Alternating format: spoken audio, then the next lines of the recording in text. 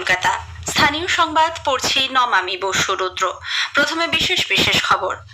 ভিন রাজ্যে বাংলা ভাষাভাষী মানুষকে হেনস্থার অভিযোগে রাজ্য বিধানসভায় আনা সরকারি প্রস্তাবের ওপর আলোচনার প্রথম দিনে আজ শাসক ও বিরোধী দলের চাপানোতরে বিশেষ অধিবেশন উত্তপ্ত হয়ে ওঠে। বিধানসভায় গন্ডগোলের অভিযোগে ফের সাসপেন্ড করা হলো বিরোধী দলনেতা শুভেন্দু অধিকারীকে। সেনাবাহিনীর পক্ষে কথা বলায় তাকে যদি সাসপেন্ড হতে হয় তবে তিনি গর্বিত বললেন শুভেন্দু। স্কুল সার্ভিস কমিশনের পরীক্ষায় বসতে চেয়ে অযোগ্য চিহ্নিত চাকরিহারাদের করা আবেদন কলকাতা হাইকোর্টে খারিজ। প্রাথমিক নিয়োগ দুর্নীতি মামলায় যোগ্য অযোগ্য বিচার করা আদালতের পক্ষে সম্ভব নয় বলে হাইকোর্ট জানিয়েছে। এবারের উচ্চ মাধ্যমিকের তৃতীয় সেমিস্টারের পরীক্ষা শুরু হচ্ছে আগামী 8ই সেপ্টেম্বর থেকে। কলকাতা প্রিমিয়ার ডিভিশন ফুটবল লিগে ডায়মন্ড হারবার এফসি 2-0 গোলে খিদিরপুর ক্লাবকে হারিয়ে দিয়েছে। দক্ষিণবঙ্গের অধিকাংশ স্থানে বজ্রবিদ্যুৎ সহ হালকা থেকে মাঝারি বৃষ্টির পূর্বাভাস। আসছে বিস্তারিত খবরে। ভিন রাজ্যে বাংলা ভাষাভাষী মানুষকে হেনস্থার অভিযোগে রাজ্য বিধানসভায় আনা সরকারি প্রস্তাবের ওপর আলোচনার প্রথম দিনে আজ শাসক বিরোধী চাপানোতরে বিশেষ অধিবেশন উত্তপ্ত হয়ে ওঠে।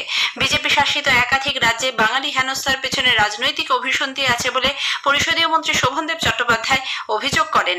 আলোচনায় অংশ নিয়ে বিরোধী পক্ষের মুখ্য সচেতক শঙ্কর ঘোষ বলেন, তৃণমূল কংগ্রেসই এতদিন ধর্মের নামে বিভাজন ঘটানোর চেষ্টা করছিল, তা প্রকাশ্যে আসায় এখন প্রাদেশিকতা নিয়ে আবেগ তৈরির চেষ্টা চলছে। এরপরই ধর্মতলায় তৃণমূল কংগ্রেসের ভাষা আন্দোলনের মঞ্চ ভেঙে দেওয়ার ঘটনায় শাসক দলের নেতা নেত্রীদের মন্তব্যে ভারতীয় সেনাবাহিনীকে অপমান করা হয়েছে, এই অভিযোগ তোলেন বিরোধী বিজেপি বিধায়করা। একটি প্রতিবেদন। শাস্তি মুকুবের কয়েক ঘন্টার মধ্যেই ফের বিধানসভা থেকে সাসপেন্ড হলেন বিরোধী দলনেতা শুভেন্দু অধিকারী। গত 23শে জুন বিধানসভায় ভাঙচুর এবং নিরাপত্তা রক্ষীদের ওপর হামলার অভিযোগে সাসপেন্ড হয়েছিলেন বিরোধী দলনেতা সহ 4 বিজেপি বিধায়ক। আজই সেই সাসপেনশন প্রত্যাহার করেন অধ্যক্ষ বিমান বন্দ্যোপাধ্যায়।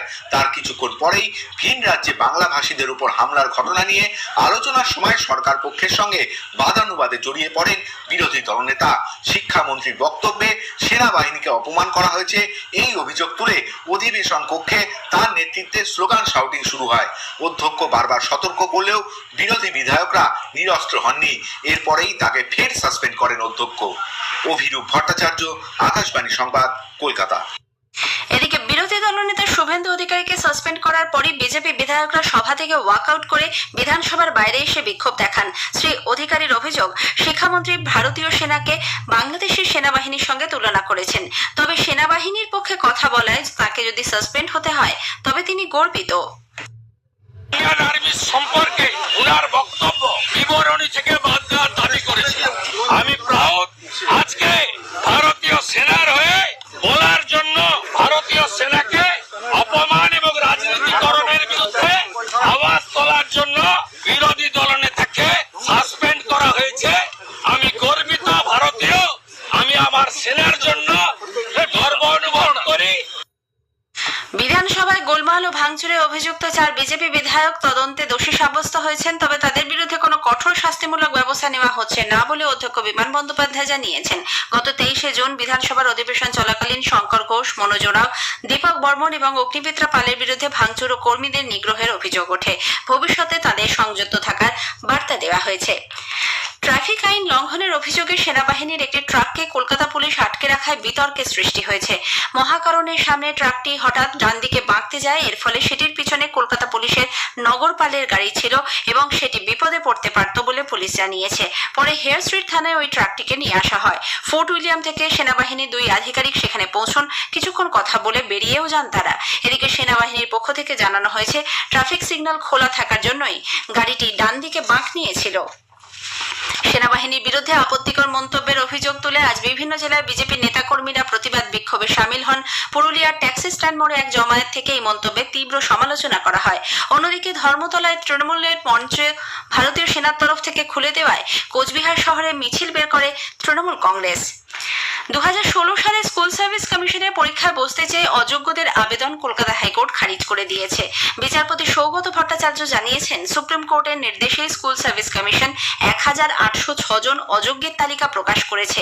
পাশাপাশি মামলা বর্তমানে শীর্ষ আদালতের বিচারাধীন। উল্লেখ্য, 28 ও 29 আগস্ট পরীক্ষায় বসতে চেয়ে সুপ্রিম কোর্টে দুটি মামলা বিচারাধীন রয়েছে শীর্ষ আদালতে। এই মামলাতেই সুপ্রিম কোর্ট অযোগ্যদের তালিকা প্রকাশ করার নির্দেশ দিয়েছিল।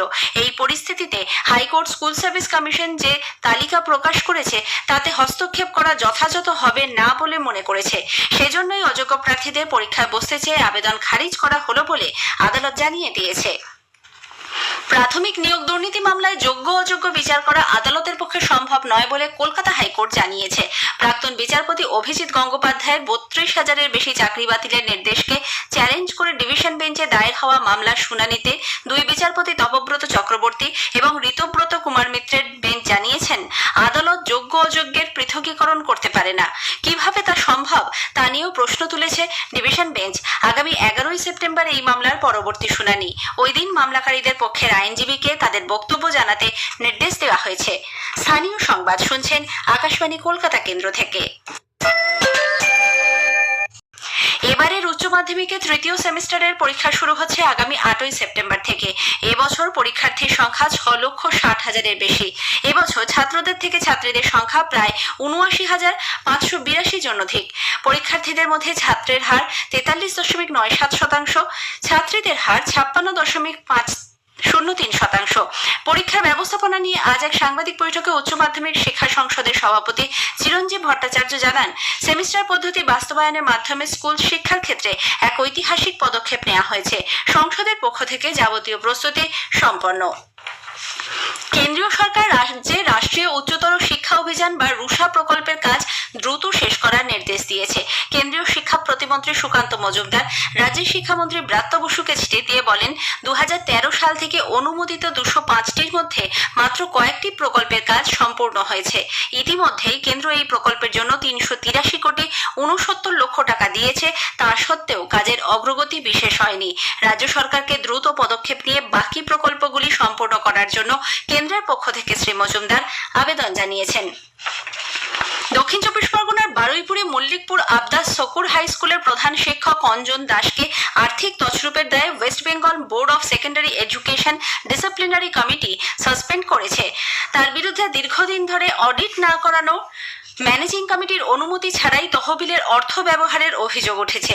এছাড়াও বিদেশ ভ্রমণ সহ প্রায় 35 লক্ষ টাকার আর্থিক তছরূপের অভিযোগ তুলেছেন স্কুলের ম্যানেজিং কমিটির সভাপতি শুভাশিস সাহু। নির্দিষ্ট তদন্তের পরই ডিসিপ্লিনারি কমিটির পক্ষ থেকে প্রধান শিক্ষককে সাসপেন্ড করার সিদ্ধান্ত নেওয়া হয়। দক্ষিণ চব্বিশ পরগনার ক্যানিং পূর্ব আসনের তৃণমূল কংগ্রেস বিধায়ক শওকত মোল্লার কনভয়ের সঙ্গে একটি বাইকের আজ সংঘর্ষ হলে ওই বাইক আরোহীর মৃত্যু হয়েছে। জানা গেছে, তাজউদ্দিন নামে কোরিয়ার বাসিন্দা ওই ব্যক্তি বাইক নিয়ে সায়েন্স সিটির সামনে দিয়ে যাচ্ছিলেন। সে সময় শওকত মোল্লার কনভয়ে থাকা পুলিশের একটি পাইলট গাড়ি বাইকটিকে ধাক্কা মারে। গুরুতর আহত অবস্থায় তাকে হাসপাতালে নিয়ে যাওয়া হলে চিকিৎসকরা মৃত ঘোষণা করেন। কিভাবে এই দুর্ঘটনা ঘটল পুলিশ তা খতিয়ে দেখছে। নৈহাটি স্টেডিয়ামে আজ কলকাতা প্রিমিয়ার ডিভিশন ফুটবল লিগে ডায়মন্ড হারবার এফসি 2-0 গোলে খিদিরপুর ক্লাবকে হারিয়ে দিয়েছে। ডায়মন্ড হারবার এফসির দিলীপ ওরাও ও সাইরুদ কিমা গোল করেছেন। ব্যারাকপুর স্টেডিয়ামে সুরুচি সংঘ 3-0 গোলে জর্জ টেলিগ্রাফকে পরাজিত করেছে। শেখ গোলাপ, তপন হালদার, কুন্তল পাখিরা গোল করেন। চুচুড়ায় শ্রীভূমি এফসি ও রেনবো এফসির মধ্যে খেলাটি 1-1 গোলে শেষ হয়েছে। উত্তর পশ্চিম বঙ্গোপসাগরে তৈরি ঘূর্ণাবর্তটি আজ একটি নিম্নচাপ অঞ্চলে পরিণত হয়েছে। এটি আরো ঘনীভূত হয়ে পরবর্তী 24 ঘন্টায় ওড়িশা হয়ে পশ্চিম উত্তর পশ্চিম দিকে অগ্রসর হবে। এর প্রভাবে দক্ষিণবঙ্গের অধিকাংশ স্থানে বৃষ্টির সম্ভাবনা। কোন কোন স্থানে ভারী বৃষ্টি হতে পারে বলে আলিপুর আবহাওয়া দপ্তরের অধিকর্তা ডক্টর হাবিবুর রহমান বিশ্বাস আকাশবাণীকে জানিয়েছেন। গতকালকে যে ঘূর্ণাবর্ত ছিল তার প্রভাবে আজকে সকালে উত্তর পশ্চিম বঙ্গোপসাগরে একটি নিম্নচাপ তৈরি হয়েছে। এর প্রভাব আমাদের পশ্চিমবঙ্গের দক্ষিণবঙ্গের জেলাগুলোতে হালকা থেকে মাঝারি সব জেলাতেই সর্বত্রই বৃষ্টিপাত হওয়ার সম্ভাবনা থাকছে। তবে ভারী বৃষ্টিপাত কয়েকটা জেলাতে কেবল হওয়ার সম্ভাবনা, অতি ভারী বৃষ্টিপাতের সম্ভাবনা নেই। ভারী বৃষ্টিপাত যেগুলো হচ্ছে সেগুলো আমাদের দক্ষিণ চব্বিশ পরগনা, পূর্ব পশ্চিম মেদিনীপুর, ঝাড়গ্রাম, বাঁকুড়া, পুরুলিয়া এইসব জেলাতেই হওয়ার সম্ভাবনা থাকছে। মৎস্যজীবীদের আগামী 2 দিনে সমুদ্রে যেতে মানা করা হয়েছে। আজ বিশ্ব নারকেল দিবস। নারকেলের উপকারিতা সম্পর্কে সচেতনতা বৃদ্ধি এবং নারকেল শিল্পকে উৎসাহিত করার লক্ষ্যে প্রতি বছর দিনটি পালিত হয়। নদিয়ার মোহনপুরে নারকেল উন্নয়ন পর্ষদ ও বিধানচন্দ্র কৃষি বিশ্ববিদ্যালয়ের যৌথ উদ্যোগে আজ দিনটি পালিত হয়েছে। সে করার আগে স্থানীয় সংবাদের বিশেষ কিছু অংশ আরও একবার। ভিন রাজ্যে বাংলা ভাষাভাষী মানুষকে হেনস্থার অভিযোগে রাজ্য বিধানসভায় আনা সরকারি প্রস্তাবের ওপর আলোচনার প্রথম দিনে আজ শাসক বিরোধী দলের চাপানোতরে বিশেষ অধিবেশন উত্তপ্ত হয়ে ওঠে। বিধানসভায় গন্ডগোলের অভিযোগে ফের সাসপেন্ড করা হলো বিরোধী দলনেতাকে। সেনাবাহিনীর পক্ষে কথা বলে তাকে যদি সাসপেন্ড হতে হয় তবে তিনি গর্বিত, বললেন শুভেন্দু।